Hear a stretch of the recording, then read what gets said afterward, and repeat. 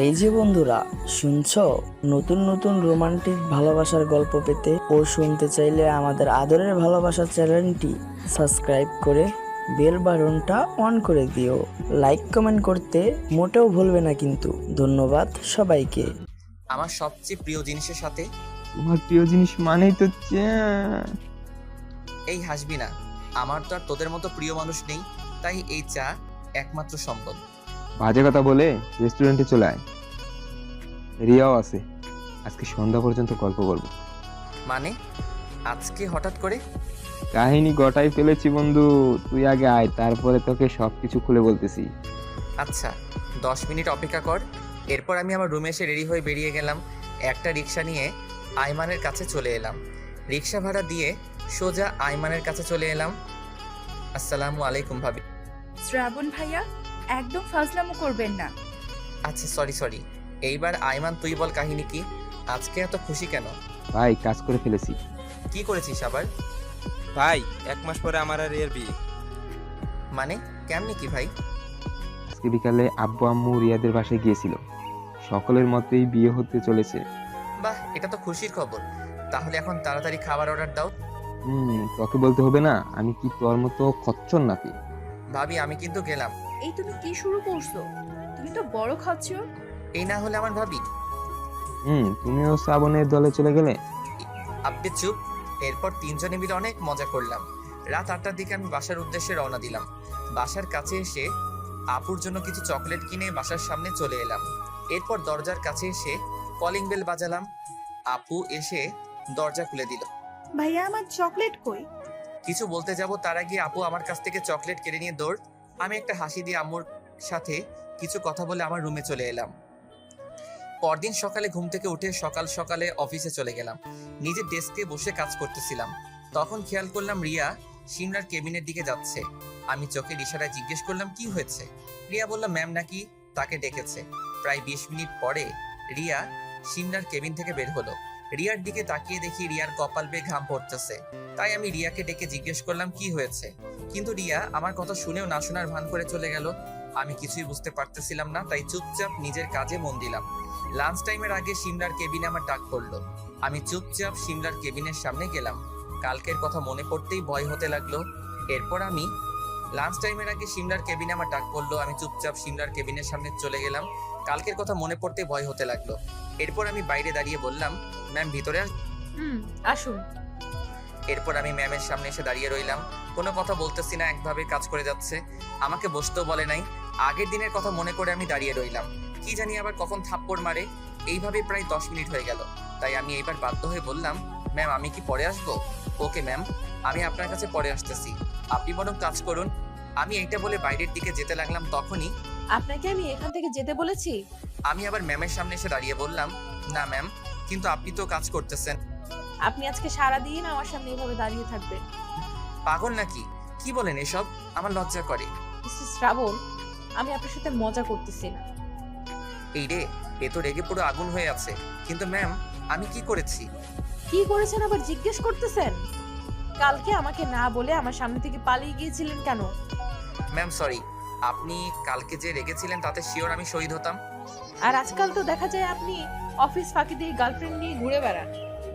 আস্তাগফিরুল্লাহ। ম্যাম আপনি এগুলো কি বলেন? আমি আর মেয়ে, এটা তো পাগলও বিশ্বাস করবে না। তার মানে আপনার কোনো গার্লফ্রেন্ড নেই? একটা ছিল, বাট সে তো আমাকে ভুল বুঝে দূরে চলে গেছে। আর আপাতত একাই আছি। ম্যাম আমার দিকে একবার তাকিয়ে আবার বলল তাহলে এই রিয়াটা কে? আমি তো ছবিটা দেখে অবাক। এ কি জিনিস মাইরি, কালকে বন্ধুর গার্লফ্রেন্ড দেখতে গেছিলাম, সেই ছবি ম্যামের ফোনে কেন? কোন হালায় আমার এমন সর্বনাশ করলো? আরে ম্যাম এটা তো আমার ভাবি। ভাবি মানে? ম্যাম আমার বন্ধু আইমানের হবু বউ লাগে রিয়া। বন্ধুর বউ মানেই তো ভাবি, তাই তো ভাবি বললাম। ও শিট, একটা ভুল হয়ে গেছে। কি ভুল ম্যাম? কিছু না, আপনি এখানে দাঁড়িয়ে থাকবেন, এটা আপনার শাস্তি।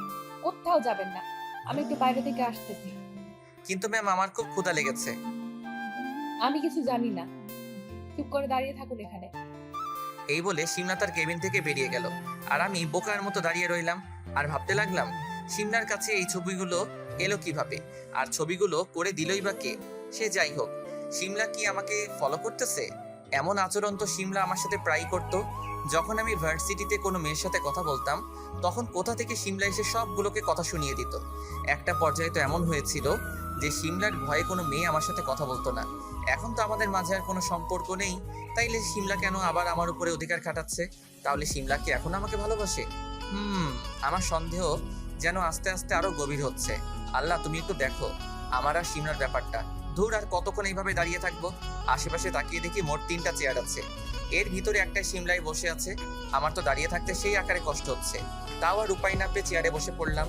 চেয়ারে বসে মোবাইল চালাচ্ছিলাম, তখনই পিয়ন এসে বলল, স্যার, আপনার দুপুরের লাঞ্চ খেয়ে নিন। কে পাঠিয়েছে?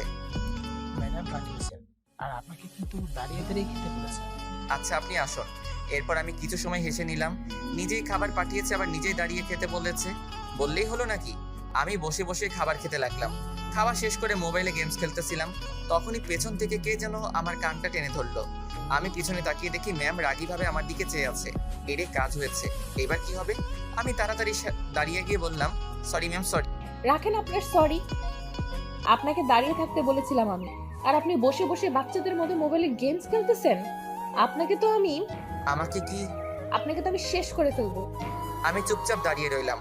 কানটা এখনো ব্যথা করতেছে, অনেক জোরে টান দিয়েছে ম্যাম। এই নিন, এখানে 10টা ফাইল আছে, সবগুলো 3 দিনের মধ্যে চেক করে আমার কাছে এসে জমা দিয়ে যাবেন।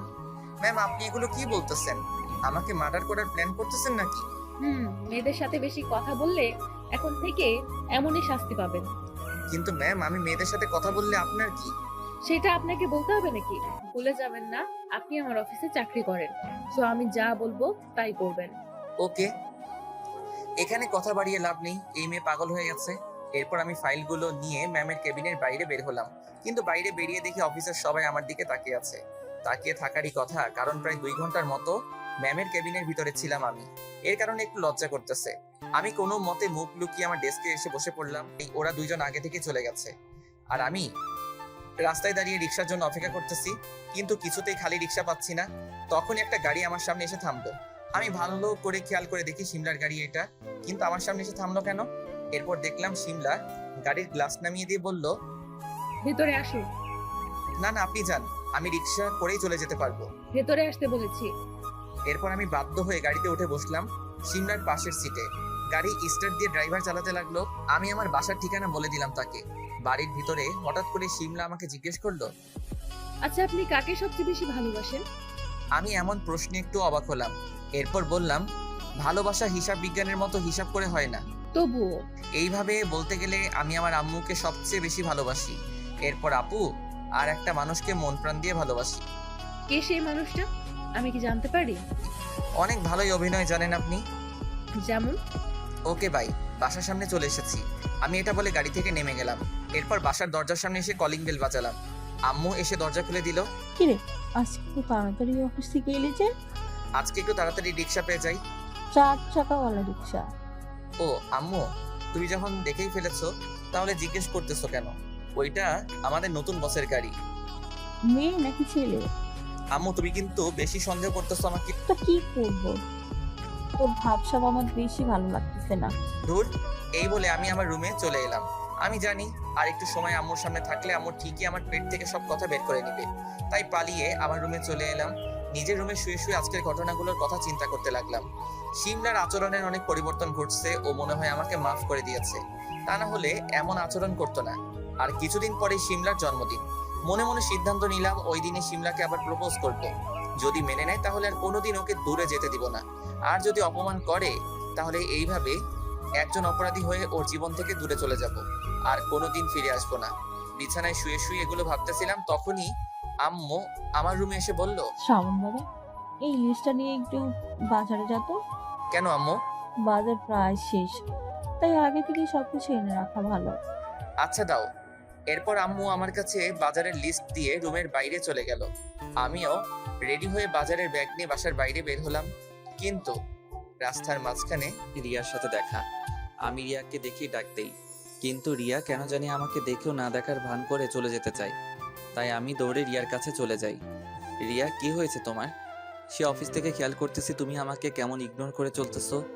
আমার কোনো কাজে তুমি কি অখুশি?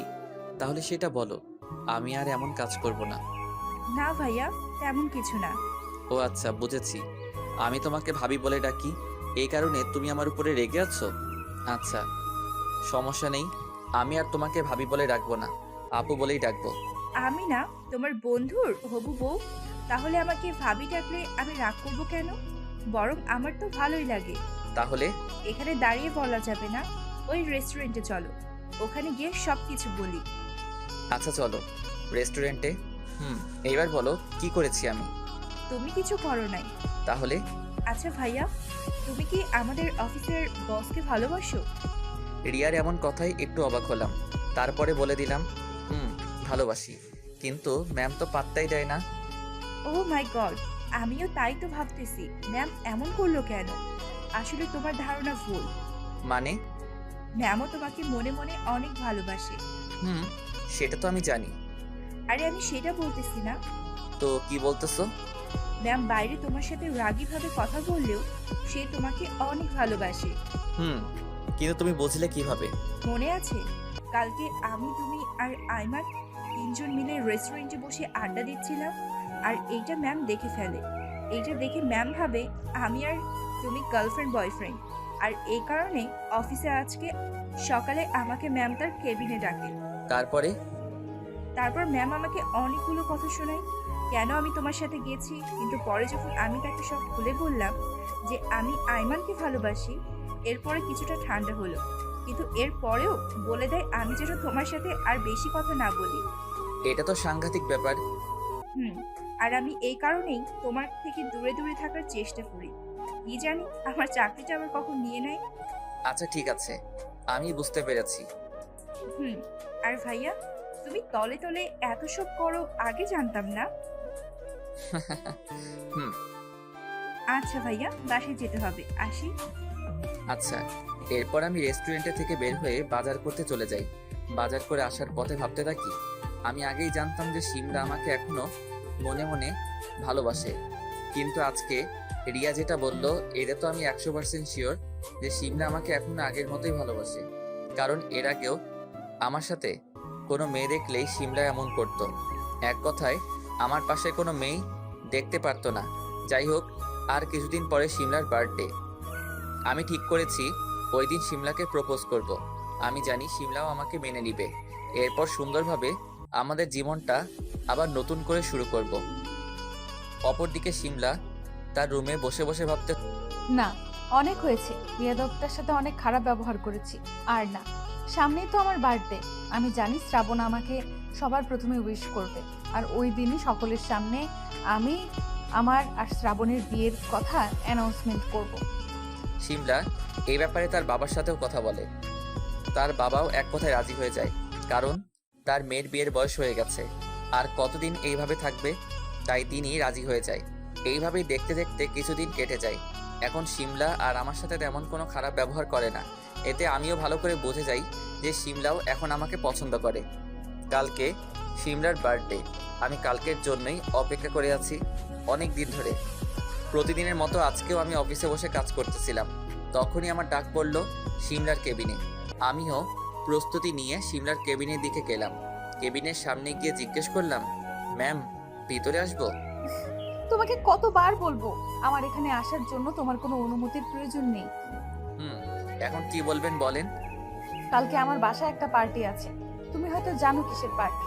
কালকে সময় মতো আমার বাসায় চলে আসবে কিন্তু। আচ্ছা। আর কালকে তোমার জন্য একটা সারপ্রাইজ আছে। আমার জন্য আবার কিসের সারপ্রাইজ? আর আমিও আপনাকে কিছু বলতে চাই। আচ্ছা, কালকে সবকিছু দেখা যাবে। আচ্ছা, আমি এইবার আসি তাহলে। কোথাও যেতে হবে না এখন। সকালের খাবার খেয়েছো? খেয়েছি। দেখো তো, দেখে তো মনে হচ্ছে না। এরপর সিমলা আমার সামনে একটা টিফিন বক্স বের করলো। উফ, রোজ রোজ এই একই কাহিনী। জানি না সিমলা এগুলো করে কি পায়। আজ কিছুদিন ধরেই সিমলা আমার জন্য তার বাসা থেকে নিজ হাতে খাবার বানিয়ে আনে। আমিও কিছু বলি না। আসলে ব্যাপারটা আমারও খুব ভালো লাগে। এই নাও, এবার আমার কাছে আসো তো।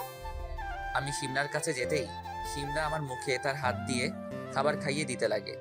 এতে আমি প্রচন্ড অবাক হই, কারণ এর আগে আমি একাই খেয়ে নিতাম, আর সিমলা শুধু তাকিয়ে তাকিয়ে দেখতো। কিন্তু আজকে সিমলা নিজেই খাবার খাইয়ে দিতে লাগলো। এতে কিছুটা আনইজি ফিল হয়। তাই আমি শিমলাকে আটকে দিয়ে বলি, এ কি করতেছেন? যদি কেউ দেখে ফেলে তাহলে কেলেঙ্কারি হয়ে যাবে। কেউ দেখবে না, আর এতে কেলেঙ্কারির কি আছে? এই বলে শিমলা আমাকে খাইয়ে দিতে লাগে। খাবার শেষ হলে শিমলা আমাকে বলে, হুম, এবার ঠিক আছে। এখন চুপচাপ নিজের ডেস্কে গিয়ে কাজ করো, আর একদম কোনো কথা বলবে না কারোর সাথে। আমি কিন্তু নজর রাখবো। আচ্ছা। এরপর আমি হাসতে হাসতে শিমলার কেবিন থেকে বেরিয়ে এলাম। এরপর নিজের ডেস্কে বসে রাফির সাথে কিছু সময় কথা বললাম। আর এখন অফিসের সকলেই মোটামুটি জানে যে আমার আর শিমলার মধ্যে কিছু একটা চলতেছে। তাই এখন আর কেউ হা করে আমার দিকে তাকিয়ে থাকে না। এইভাবে আজকের দিনটা কেটে গেল। বাসায় রাতের বেলা ছাদে একা একা বসে আছি, আর আজকের দিনের কথা মনে করতেছি। শিমলা ঠিক আগের মতোই হয়ে গেছে। ঠিক আগের মতোই আমার কেয়ার করে, যত্ন নেয় আর আমাকে শাসন করে। শিমলার এই সব কিছুর প্রেমে পড়ে গিয়েছিলাম আমি, আর আজকে আবার নতুন করে ওর প্রেমে পড়ে গেলাম। এরপর ছাদে আর না থেকে নিজের রুমে চলে এলাম। আজকে কেন জানি ঘুম পাচ্ছে না, হয়তো অনেক খুশি। এই কারণে ভাবতেই অনেক খুশি খুশি লাগতেছে, কারণ কালকে আমি শিমলাকে নিজের করে পাবো। এরপর রাত 12টার সময় শিমলাকে ফোন করে উইশ করলাম। মহারানী তো হেব্বি খুশি। এরপর কিছু সময় তার সাথে কথা বলে ঘুমিয়ে গেলাম। সকালবেলা ঘুম থেকে উঠে শিমলার বার্থডে উপলক্ষে একটা গিফট কেনার জন্য নিউ মার্কেটে এলাম। সেখান থেকে শিমলার জন্য একটা নীল শাড়ি কিনলাম। এর থেকে বেশি কিছু আমি দিতে পারবো না। আর আমি জানি আমি শিমলাকে যতই কম দামের উপহার দেই না কেন, শিমলা সেটাকে খুব আদর যত্ন করে গ্রহণ করবে। এরপর আমি বাসায় চলে আসি। বাসায় এসে আম্মুর দিকে খেয়াল করে দেখি যে আম্মু অনেক হাসি খুশি, কিন্তু কি কারণে সেটা বুঝতে পারতেছি না। আবার জান্নাতের দিকে তাকিয়ে দেখি সেও আমার দিকে কেমন করে যেন তাকাচ্ছে। বিষয়টা একটু ঘোলাটে লাগলো আমার কাছে। তাই আমি আপুকে আমার ভাইয়া বলো কি বলবে, আমার আবার অনেক কাজ আছে। এই বুড়ি, তোর আবার কিসের এত কাজ? তোর আর বিষয়টা কি কিছুই বুঝতেছি না। ওটা তুমি বুঝবে না, এটা বড়দের ব্যাপার, তুমি তোমার কাজ করো। দিব কানে নিচে একটা। উনি অনেক বড় হয়ে গেছে, প্লিজ বল না কি হয়েছে। তোর আর আম্মুর ভাবসাব আমার ভালো লাগতেছে না। সময় হলে সব বুঝতে পারবে, আর এখন কথা না বলে রাতের জন্য তৈরি হও।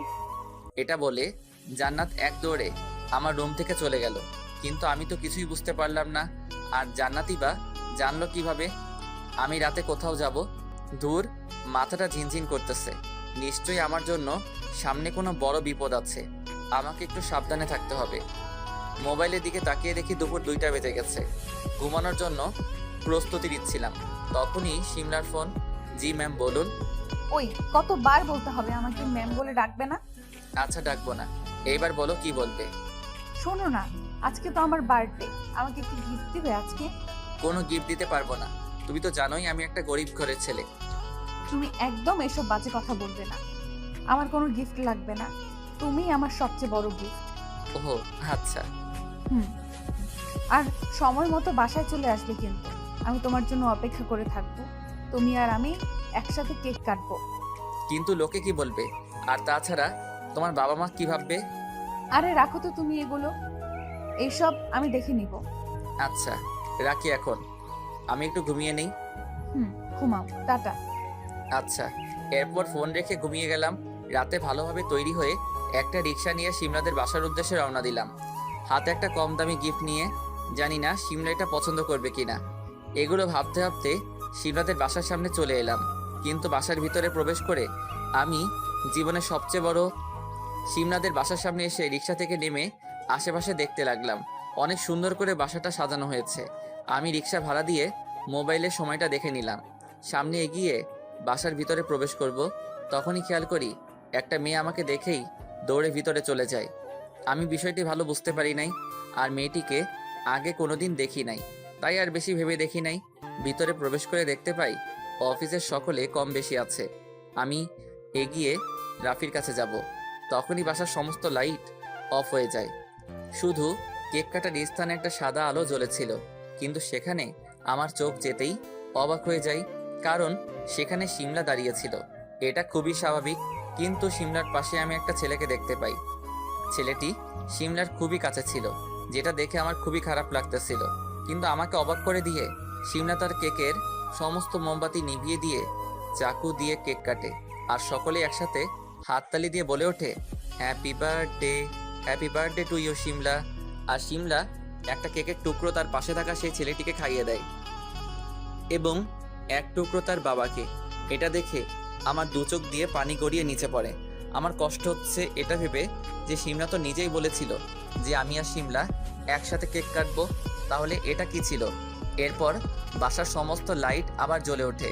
আমিও আমার চোখের পানিগুলো মুছে নিলাম যাতে করে কেউ কিছু বুঝতে না পারে। আমি আর রাফি আসিফের কাছে না গিয়ে বাসার এক কোণে দাঁড়িয়ে রইলাম। তখনই সিমলার বাবা স্টেজে উঠে মাইক্রোফোন হাতে নিয়ে বলতে থাকে, লেডিস অ্যান্ড জেন্টলম্যান, আপনারা সকলে জানেন আমার একটা মাত্র মেয়ে। আমি ছোট থেকে ওকে খুব আদর যত্নে করে মানুষ করেছি, কখনো অভাব বসতে দিইনি। আর আজকে আমার মেয়ে এত বড় হয়েছে যে সে নিজে একটা কোম্পানি একা পরিচালনা করে। আমি এতে খুবই গর্বিত।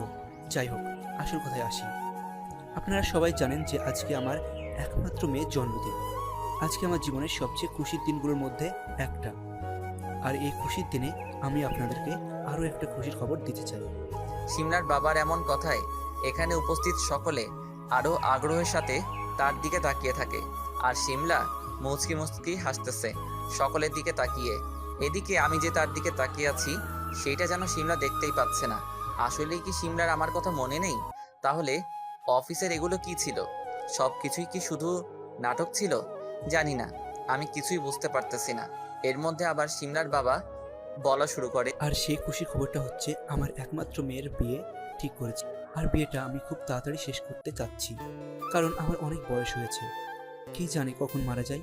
তাই আমি অনেক ভাবনা চিন্তা করে সিদ্ধান্ত নিয়েছি যে আগামী 8ই তারিখ মানে পরশু দিন সিমলার বিয়ে দেব। আর আমার সিমলা মাও রাজি এই বিয়েতে। সিমলার বাবার এমন কথায় আমার মাথাটা যেন ঘুরতে লাগলো। তবু আমি সেখানে দাঁড়িয়ে রইলাম। আমি যেহেতু বাসার এক কোণে দাঁড়িয়ে আছি, তাই আমার চোখের পানি কেউ দেখতে পাচ্ছে না। কি করে সিমলা এটা করতে পারে? যদি সিমলা এটাই করবে তাহলে কেন আমার এত কাছে এলো? আমি মনে মনে এগুলো ভাবতেছিলাম আর চোখের পানি ফেলতেছিলাম। এর মাঝে এখানে উপস্থিত অনেকেই জানতে চাচ্ছে তাদের ম্যাডামের জামাইকে। তাই সিমলার বাবা আবার বলে উঠল, আপনারা একটু শান্ত হন। আমি জানি আপনারা অনেকেই জানতে চাইছেন যে আমার মেয়ের জামাই কে হতে চলেছে। তো আপনাদের আর অন্ধ করে রাখবো না। এই যে সিমলার পাশে যে দাঁড়িয়ে আছে তার নাম হচ্ছে রবি। সে পেশায় একজন ইঞ্জিনিয়ার। আর এই রবি হতে চলেছে আমার মেয়ের জামাই। সো লেডিস অ্যান্ড জেন্টলম্যান, সকলে আনন্দ করেন, ফুর্তি করেন। এটা বলে সিমলার বাবা চুপ হয়ে যায় আর সকলে করতালির মাধ্যমে সিমলা আর রবিকে শুভেচ্ছা জানায়। আর সাথে সাথে একটা মিউজিক বেজে ওঠে। সবাই মিউজিকের তালে তালে নাচতে থাকে আর ড্রিঙ্কস করতে থাকে। আমি দাঁড়িয়ে থাকি সেই জায়গায়। আমার মাথায় কিছু আসতেছে না, কি থেকে কি হয়ে গেল। আমার কাছে এখন বিষয়টা ক্লিয়ার হয়েছে। সিমলা আমার সাথে ইচ্ছে করেই এমন করে যাতে আমি কষ্ট পাই। আমার কাছে সবই ক্লিয়ার হয়ে যাচ্ছে যে এটা সম্পূর্ণটা সিমলার নাটক ছিল, শুধু আমাকে কষ্ট দেওয়ার জন্য। কিন্তু আমি এক মুহূর্তের জন্যেও সিমলার চোখে অভিনয় দেখতে পাইনি। আমি কিছুই কল্পনা করতে পারতেছি না। যাই হোক, যেটা হয়ে গেছে সেটাই মেনে নিতে হবে আমাকে। আমার আগে বোঝা উচিত ছিল সিমলা কোনোদিন আমার ছিল না, আর আমার হওয়ার কথাও ছিল না। শুধু শুধু আমি ওকে নিয়ে মাঝখানে স্বপ্ন দেখি। এরপর পকেটে থেকে রুমালটা বের করে চোখের পানি ভালো করে মুছে নেই আর ভাবি সিমলার সাথে শেষবারের মতো একবার কিছু কথা বলবো। তাই আমি সিমলার দিকে এগিয়ে যেতেই থাকি। আমি সিমলার পিছে গিয়ে সিমলাকে ডাক দেই, ম্যাম। গলা দিয়ে আওয়াজ বের হচ্ছে না, তবুও ডাক দিলাম। আমার কথা শুনে সিমলা আমার দিকে তাকায় আর একটা হাসি দিয়ে বলে, ও মিস্টার শ্রাবণ, আসুন আপনার সাথে পরিচয় করিয়ে দিই। রবি, এদিকে শোনো। এই হচ্ছে শ্রাবণ, আর মিস্টার শ্রাবণ এই হচ্ছে রবি, আমার হবু বর। কোন শ্রাবণ? আরে ওই যে যার কথা তোমাকে বলেছিলাম, আমার পিএ। ও আচ্ছা, হ্যালো মিস্টার। হ্যালো। আমি হালকা একটা হাসি দিলাম, জানি না এই হাসিতে প্রাণ ছিল কিনা। আমি সিমলাকে আবার বললাম, ম্যাম আপনার সাথে একটু কথা ছিল, যদি এই দিকে একটু আসতেন। সরি, বুঝতেই পারতেছেন পরশু আমার বিয়ে, তাই এখন রবিকে ছেড়ে আসতে পারবো না। আপনি পরে আমার সাথে কথা বললেন, এখন পার্টিতে এনজয় করেন। সিমলা এই কথাগুলো বলে রবিকে নিয়ে অন্যদিকে চলে গেল। আমি বুঝতে পেরেছি সিমলা আমার সাথে এগুলো ইচ্ছে করেই করতেছে যাতে করে আমি কষ্ট পাই, আর সিমলা এটাতে সফলও হয়েছে। তাই আমি আর এখানে এক মুহূর্তের জন্যও দাঁড়ালাম না। সিমনাদের বাসা থেকে বের হতে যাব, তখনই রাফির সাথে দেখা। কিরে কই যাস? বাসায় যাই, একটু কাজ আছে। ও আচ্ছা, কিন্তু রাতে ডিনার করে যেতে পারিস তো? রাফির এমন কথায় অনেক কষ্ট পেলাম, কারণ রাফি তো সবটা জানতো। তাহলে ও কি করে আমাকে এমন পরিস্থিতিতে এই কথা বলে? আমি রাফির দিকে তাকিয়ে জাস্ট এইটুকুই বলি, ছি। এরপর কান্না করতে করতে সিমনাদের বাসা থেকে বেরিয়ে এলাম। কিছু দূর হেঁটে আসার পরে একটা টং দোকানে দেখতে পেলাম।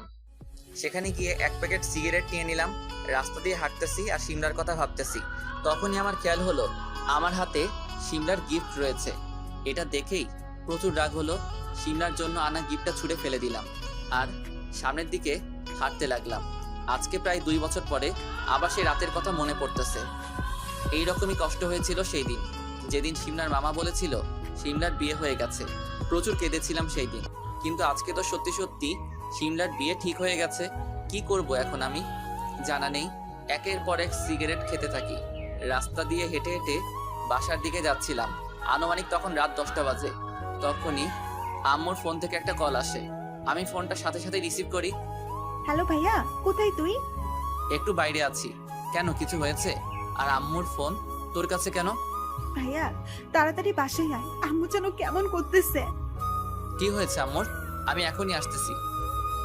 এরপর ফোন রেখে দিয়ে দৌড়ে বাসায় চলে যাই। বাসার দরজার কাছে এসে কলিং বেল বাজাতেই আম্মু এসে দরজা খুলে দেয়। আম্মু, তোমার কি হয়েছে? জান্নাত আমাকে ফোনে কি বললো? আরে পাগল ছেলে, এত উত্তেজিত হতে হবে না। আমার তেমন কিছু হয়নি, একটু মাথা ঘুরে পড়ে গিয়েছিলাম। উফ, তোমাকে কত করে বলি একদম চিন্তা করবে না, এই কারণেই তোমার এমন হয় মাঝে মাঝে। তখনই আপু আমার সামনে আসে আর আমাকে এসে বলে, ভাইয়া তোর কারণেই তো আম্মুর এমন অবস্থা। আমার কারণে মানে? এই যে আম্মু একা কি বাসার সব কাজ একা করতে পারে? আম্মুর বয়স হয়েছে তো। তাহলে একটা কাজের লোক ঠিক করলেই তো হয়। ভাইয়া তুই আবার উল্টা বুঝতেছিস। তুই যদি একটা বিয়ে করে নিস তাহলেই তো সবকিছু মিটে যায়। আম্মুরও একটা সাথী হবে আর আমিও একটা ভাবি পাবো। জানাতের এমন কথায় আমি কিছুটা পিছিয়ে গেলাম। এমনিতেই সিমনার কারণে অনেক কষ্টে আছি, এর উপরে আবার আম্মুর এই অবস্থা। কোথায় যাব আমি কিছুই বুঝতেছি না। আম্মুর দিকে তাকিয়ে দেখি আম্মু আমার দিকে কেমন করে তাকিয়ে আছে। আমি জানি আম্মু মনে মনে এটাই চাই। ছেলের বিয়ের বয়স হয়েছে, তবু ছেলে বিয়ে করতেছে না, এটা কোনো বাবা মা মেনে নিতে পারে না। আম্মু হয়তো আমার দিকে তাকিয়ে কিছু বলে না, কিন্তু আমি জানি আম্মু মনে মনে এটাই চাই। তাই আমি আম্মুর দিকে তাকিয়ে বলি, আম্মু তুমিও এটাই চাও? আম্মু কোনো কথাই বলতেছে না, তাই আমি বুঝে গেলাম আম্মুও এটাই চাই। তাই আমি আম্মুর মুখে হাত রেখে বললাম, আম্মু তোমাদের খুশিতেই আমার খুশি। আমি বিয়ে করব। তুমি মেয়ে দেখ, তোমার পছন্দের মেয়েকে আমি বিয়ে করব। আম্মু আমার এমন কথায় অনেক খুশি হলো। আমার দিকে তাকিয়ে বলল, বাবা কি সত্যি করতেছিস? ঠান্ডা দেখ না, তোর ভাই আমার সাথে মজা করতেছে। আম্মু আমি সত্যি বলতেছি। এবার আম্মু আমাকে জড়িয়ে ধরে বলল, বাবা তুই এতদিন আমার মনে কথাটা বুঝছি। আমার মেয়ে পছন্দ করা আছে, আমি শুধু তোর অপেক্ষা ছিলাম। আমার কাছে তোর ছবি আছে, অপেক্ষা কর, তোকে দেখাচ্ছি। জান্নাত আমার রূপ থেকে ছবিটা নিয়ে আসবো।